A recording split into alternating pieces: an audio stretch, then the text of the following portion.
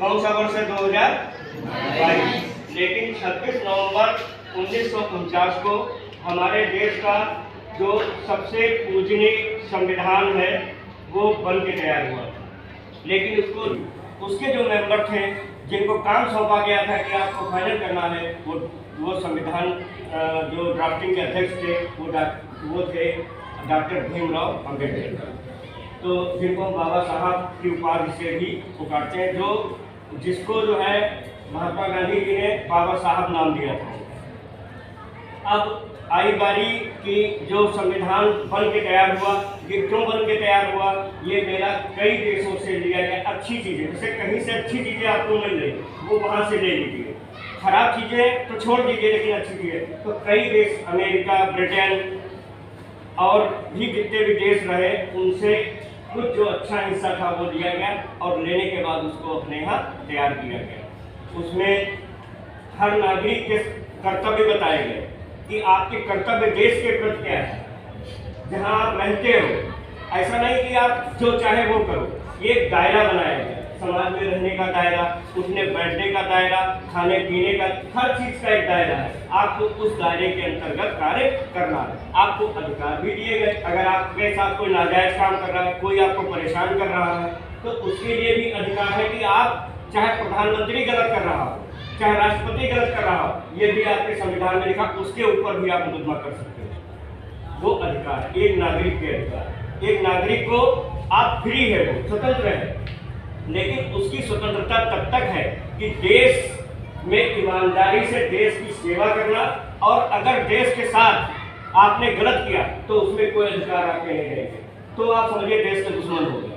यानी अगर आपको अधिकार दिए गए हैं, आपको कर्तव्य की करना है कि अधिकार है कि हम ये करेंगे, हमारे साथ कोई गलत करेगा तो ये कर देंगे, अधिकार है। आप किसी के ऊपर कोई भी गलत करे, आप उसके ऊपर क्लेम कर सकते हैं, ये अधिकार आपके।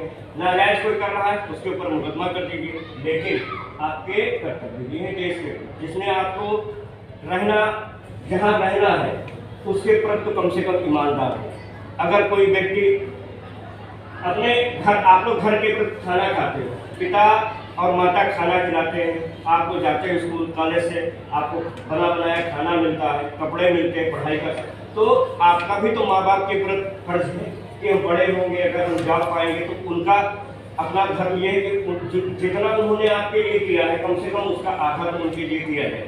तो ये क्या है? कर्तव्य है आपका कि अपने माता पिता, अपने परिवार, अपने उसके लिए करना। इसी तरीके से जिस देश में आप रह रहे हो, जो देश आपको सुविधाएं दे रहा है, जिस देश में आप सांसें ले रहे हो, उसके प्रति भी तो आपके कर्तव्य है कि उसमें अगर कोई आपदा आएगी तो हम लोग क्या करेंगे? सब लोग एक हो जाएंगे। ना तो कोई इसके अंदर धर्म में अलग है, ना कोई जात में अलग। उस समय जब देश की बात आती है, वैसे पूजा पाठ आदमी जो हिंदू है वो हिंदू के तरीके से करता है, तो मुस्लिम है मुस्लिम की तरीके से करता है, जो ईसाई है ईसाई की तरीके से करता है, जो पंजाबी है पंजाबी। सब धर्मों को छोड़ दी गई, भैया तुम अपना जैसा करना चाहो करो। लेकिन जहाँ पे देश की बात आती है, वहाँ पे आपको सबको एक होकर जाना कि हमारा जो देश का दुश्मन है वो हमारा दुश्मन, चाहे किसी भी मजहब, किसी भी जात, किसी भी धर्म का हो, लेकिन देश का दुश्मन आपका दुश्मन। अगर वो हमला करेगा, अगर वो आतंकवादी घुसा है, किसी भी जात का, उसका कोई जाति धर्म नहीं होता, अगर आतंकवादी घुसा है तो वो मारेगा, वो गोली पे ये नहीं देखेगा कि हिंदू है कि मुसलमान है, ईसाई है कि वो पंजाबी है, वो गोली चलाएगा। तब कहाँ धर्म और जाति जाएगा? तो इसलिए हमारा संविधान ये सिखाता है कि अखंडता, देश की अखंडता का मतलब देश को बिल्कुल और बढ़ा के, जितना बढ़ा सकते हो अपनी पढ़ाई से, अपने कार्यों से देश को आगे बढ़ाइए। और अखंडता और क्या है? अखंडता मतलब एक, और एकता। अगर यूनिट नहीं होंगे, हम एकता नहीं होगी, आपस में लड़ेंगे। घर में देखिए, जिस घर में आपस में विवाद होता है उस घर का डेवलपमेंट बंद होता है।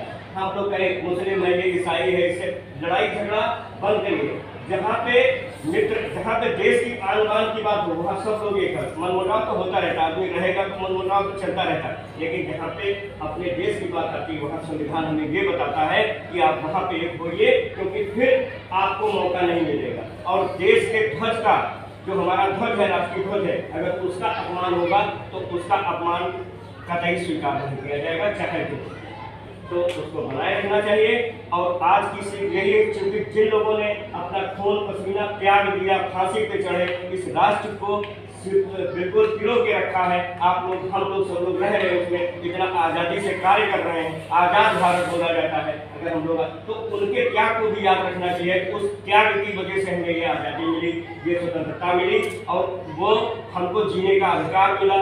हम उस देश को जितना हो सके उतना सुरक्षित, और हम सब की एक जो आजकल दिमाग में मेंटलिटी लोगों को ज़्यादातर बनती जा रही, उन चीज़ों को भूलकर हम लोग सब लोग देश की सेवा करें और देश के प्रति समर्पित रहें। जय हिंद, जय भारत।